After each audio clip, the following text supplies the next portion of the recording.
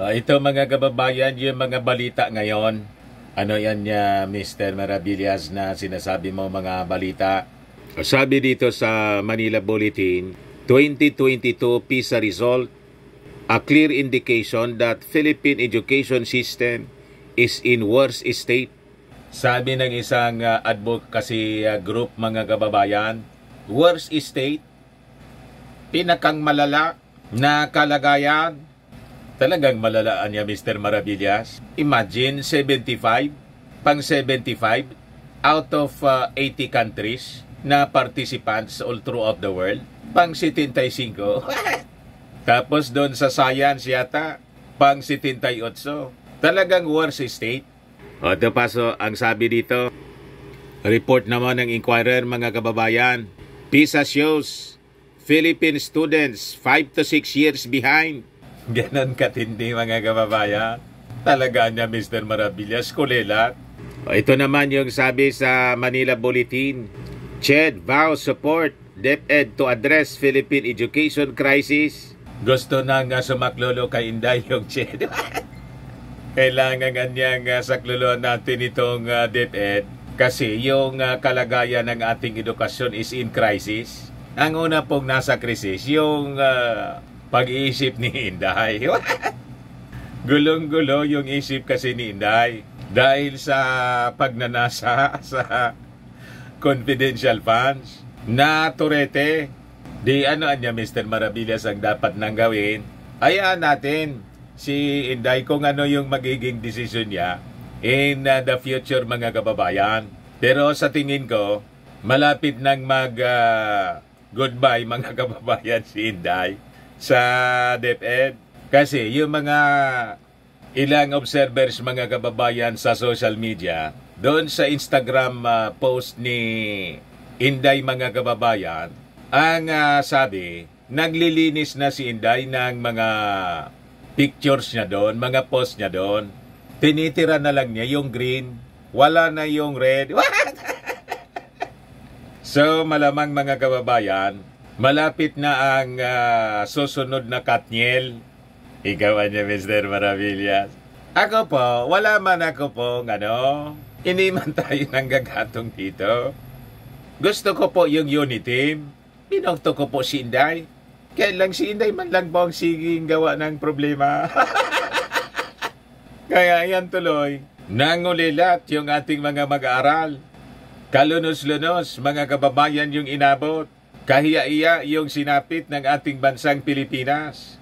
Pero sabi rito mga kababayan sa report ng COA, yung DepEd, yung travel expenses ng DepEd po in 2022, nagbalon to 1.6 billion pesos.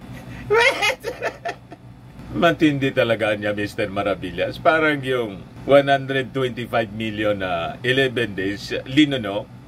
Pinapaliwanag na po ng Supreme Court.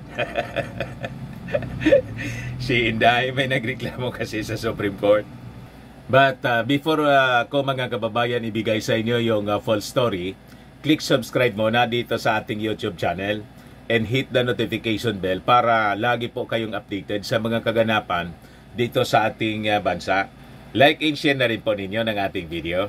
At wag na rin po ninyo mga kababayan na skip yung ating mga commercial ads para tuloy-tuloy lang ang pag-unlad ng bagong Pilipinas.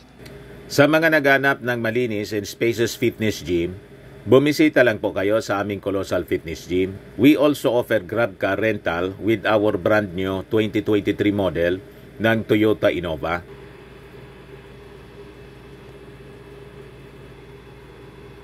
We also accept booking for those who are planning to travel via PAL and Cebu Pacific in other airline companies, local and international. And bills payment for Meralco bills, PLDT, etc.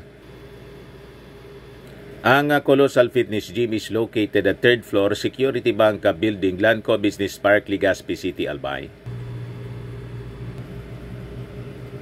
For inquiries, look for Jilon Maravillas. Contact number 0966-802-0949.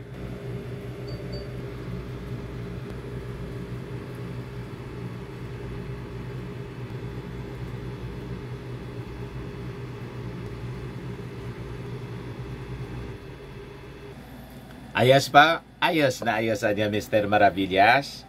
So, balik po tayo mga kababayan dito sa ating kwento. So, yan ang sabi ng isang advocacy group na yung dismal ranking ng ating bansa sa 2022 program for International Students Assessment or PISA for the second time was a clear indication niya na ang ating education system is in its worst state and much work needs to be done anya. Yung secretary po ng DepEd kung ano-ano yung pinagkikialaman. Wala man po doon sa pagsasaayos ng ating education system. Ang kanya pong atensyon ay nasa politika. Yung pagkikipag-compete, mga kababayan, pakikipag-away kay Martin Romualdez na hindi man siya po inaaway.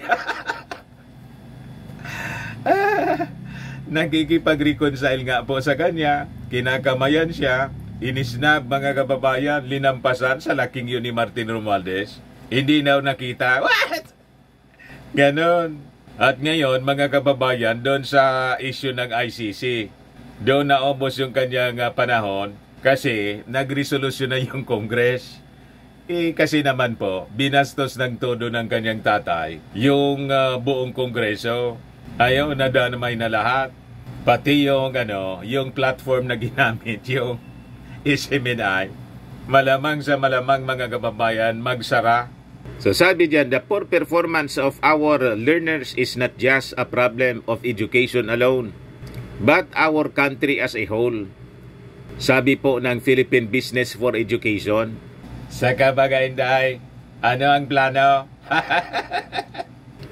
For PBED, the weaknesses anya in the basic education system will eventually translate into the weakness of the country's workforce, affecting the productivity in the key source of our economic growth and competitiveness. So, ang resulta daw mga kababayan, mahina na workforce, hindi maasahan na mga empleyado at magiging future officials ng ating bansa, mga mahihina ang ulo.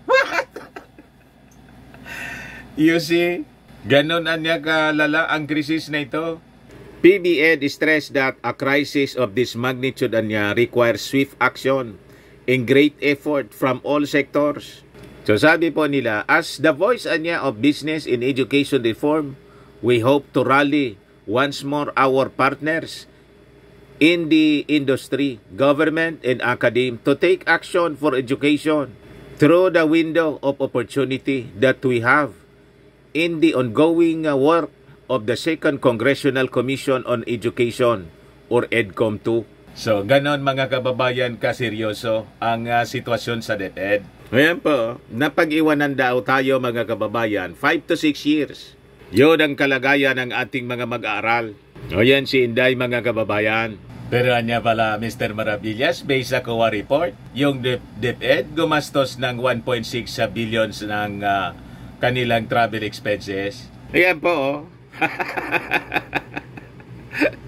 Sabi siya, sa report ng COA, report ng CNN Philippines. Doon, anya magaling si Inday. Ayan po, sabi.